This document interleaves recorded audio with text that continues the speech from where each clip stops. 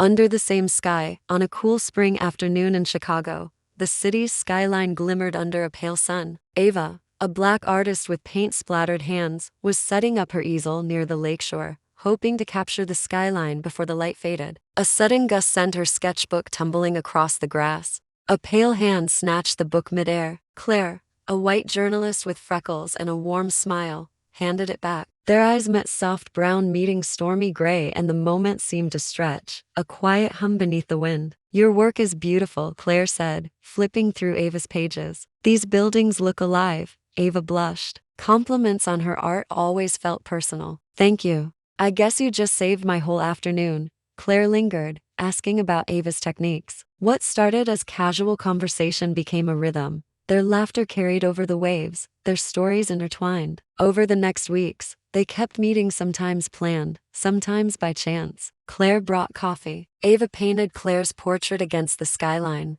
One rainy Saturday, they found themselves sharing a tiny cafe table. The windows fogged as the storm raged outside. Claire admitted she'd been burned by love before, hesitant to trust again. Ava confessed that she'd hidden parts of herself, afraid of rejection. The vulnerability made the air between them thrum with something tender. When the storm eased, they walked under a single umbrella, shoulders brushing. At a quiet corner near the river, Claire stopped. "Ava," she whispered, "I feel like I've known you longer than a month." Ava's heart pounded. "I was just thinking the same."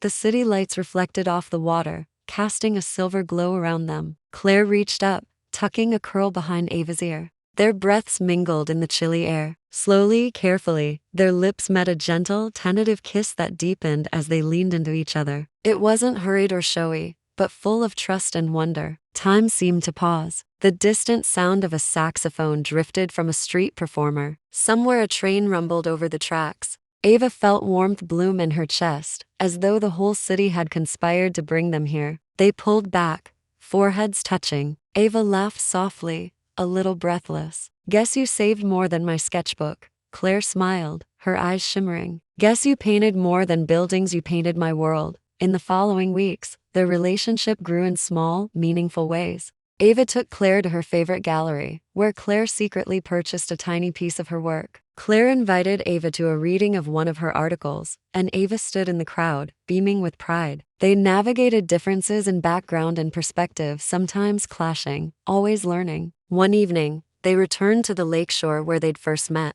Ava had brought a new canvas. Claire had brought wine. The sunset painted the sky in hues of peach and lavender. Ava reached for Claire's hand. "We're like this city," Ava said. "So many pieces, colors, and stories, but somehow they fit." Claire squeezed her hand. "And sometimes the most unexpected pieces belong together." As night settled, they shared another tender kiss, silhouetted against the glittering skyline, to women under the same sky, writing their own love story.